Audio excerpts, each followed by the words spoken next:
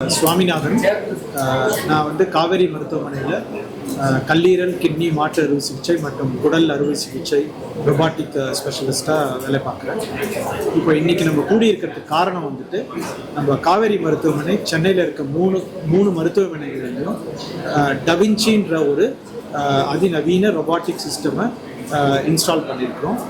இது வந்து ஆழ்வார்பேட் மெயின் பிரான்ச்சில் 2023 நம்ம இன்ஸ்டால் பண்ணியாச்சு. இப்போது மற்ற 2 பிரான்ச்சுகள்லையும் நம்ம வந்து டவின்சியோட லேட்டஸ்ட் ஜென்ரேஷன் ரொபாட்டிக் சிஸ்டமை இன்ஸ்டால் பண்ணி இப்போ காவேரியில் சென்னையில் எந்த பிரான்ச்சுக்கு போனாலும் எல்லா ஸ்பெஷலிஸ்ட்டும் ரொபாட்டிக் ட்ரெயின்டு ஸ்பெஷலிஸ்ட் டாக்டர்ஸ் இருக்கிறாங்க.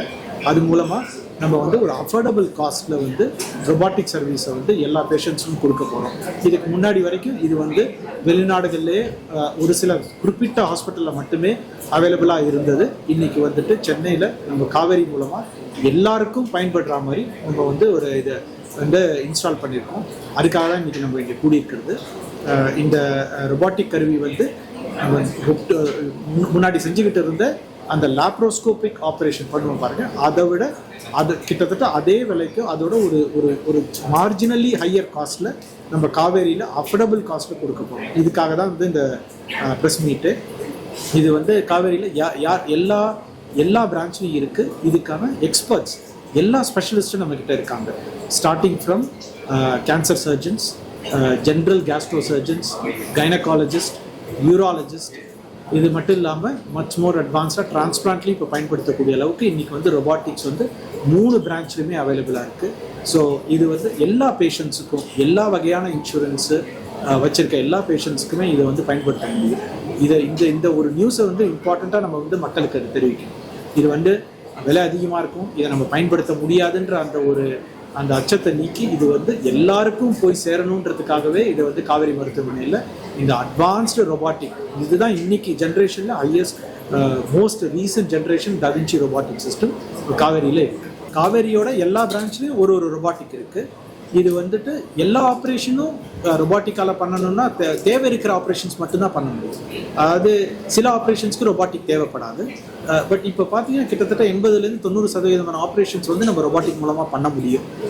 ஸ்டார்டிங் ஃப்ரம் நம்ம thyroid, simple thyroid operations, hernia operations, gall bladder operation முதற்கொண்டு அட்வான்ஸ் கேன்சர் ஆப்ரேஷன், ஈவன் நம்ம சிறுநீரக மாற்று அறுவை சிகிச்சை, கல்லீரல் மாற்று அறுவை சிகிச்சை, இது எல்லாமே இன்றைக்கி வந்து ரொபாட்டிக்கில் பண்ண முடியும். என்ன இப்போ நம்மளுக்கு வந்து தடுக்கிறதுனா காஸ்ட் ஒன்று தான். அதுவும் இப்போ வந்து குறைஞ்சிக்கிட்டே வருது. காவேரியில் இருக்க எல்லா டாக்டர்ஸுமே பார்த்தீங்கன்னா பல வருடங்களாக ரொபாட்டிக் ஆப்ரேஷன் பண்ணுறது, வெளிநாடுகள்லேருந்து பயிற்சி பெற்று இங்கே இந்தியாவில் வந்து காவேரியில் வேலை பார்த்துட்ருக்கோம்.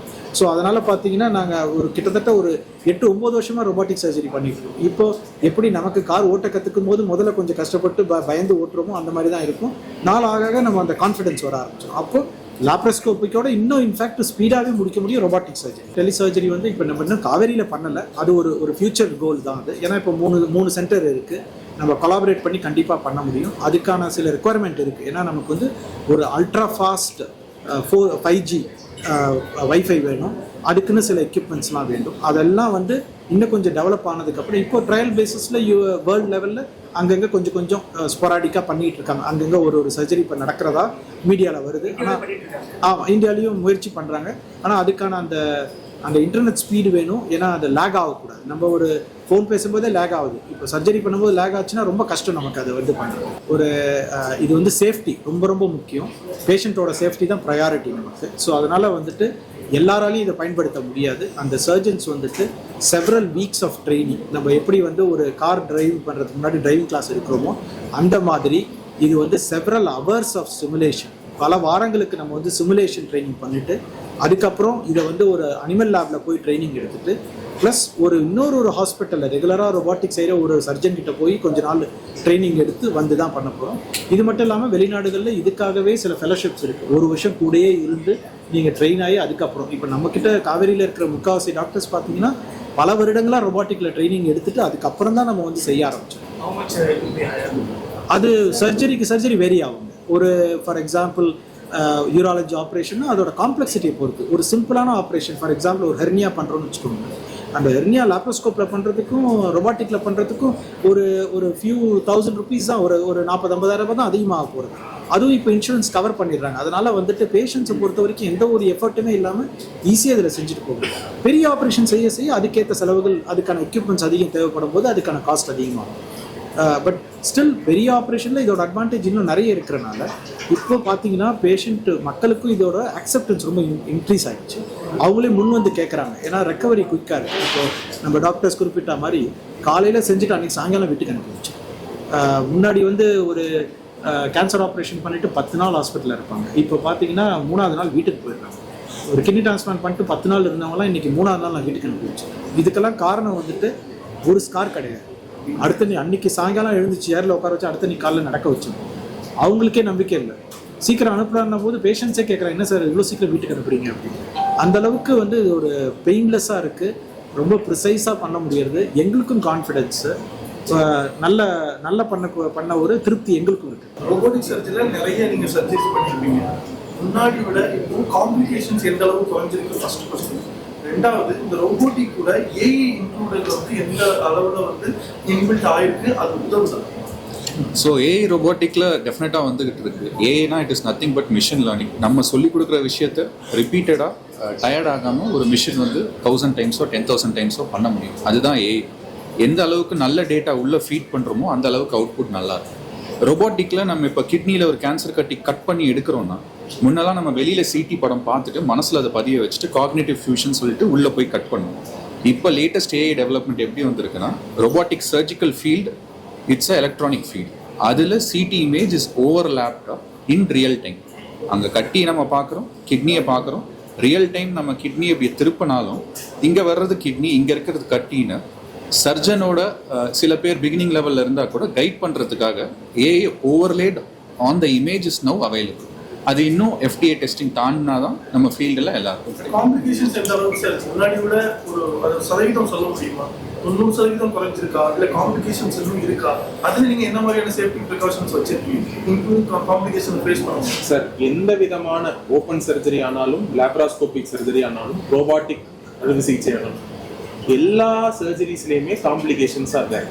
ஆனால் ஓப்பன் சர்ஜரிங்கும் போது we deal with separate set of complication. அதற்கான வரக்கூடிய காம்ப்ளிகேஷன்ஸ் வேறு, ரொபாட்டிக்கில் நம்ம ஃபேஸ் பண்ணக்கூடிய அறுவை சிகிச்சை வேறு.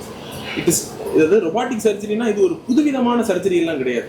நம்ம இவ்வளோ நாளும் ஒரு கேமரா ரோலில் ஃபோட்டோ எடுத்துகிட்டு இருக்கோம், இன்றைக்கி ஒரு டிஜிட்டல் ஃபோட்டோ எடுத்துகிட்டு இருக்கோம். இது நுண்துளை அறுவை சிகிச்சையில் உள்ள ஒரு தொழில்நுட்ப வளர்ச்சி, அவ்வளோதான். So we are not changing the surgery. அறுவை சிகிச்சையில் மாற்றம் இல்லை.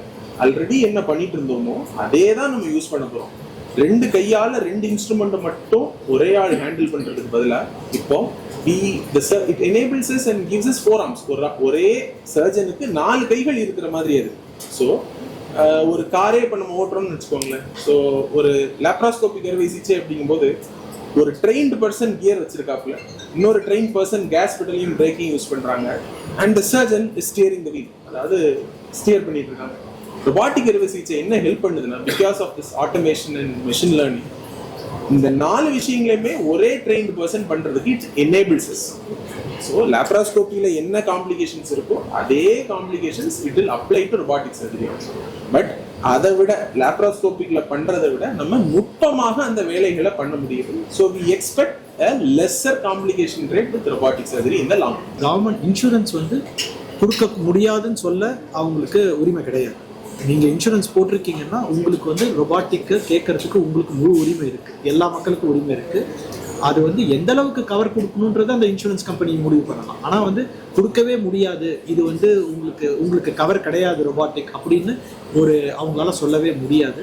ஸோ அதனால் இப்போ முடிஞ்ச அளவுக்கு நாங்கள் வந்து டாக்டர்ஸ் வந்து அந்த இன்சூரன்ஸ் கம்பெனியோட பேசி சம்ஹவ் வந்து எல்லா பேஷண்ட்ஸ்க்குமே ரொபாட்டிக் கவர் எடுத்து கொடுத்துருக்கோம். ஸோ அதனால் வந்துட்டு உங்களோட இன்சூரன்ஸ்க்கு ஏற்ற மாதிரி அந்த அமௌண்ட் மாறுமே தவிர அவங்க கொடுக்க முடியாது, இது உங்களுக்கு எலிஜிபிள் இல்லைன்னு சொல்லவே முடியாது. ஏன்னா அதுதான் இப்போ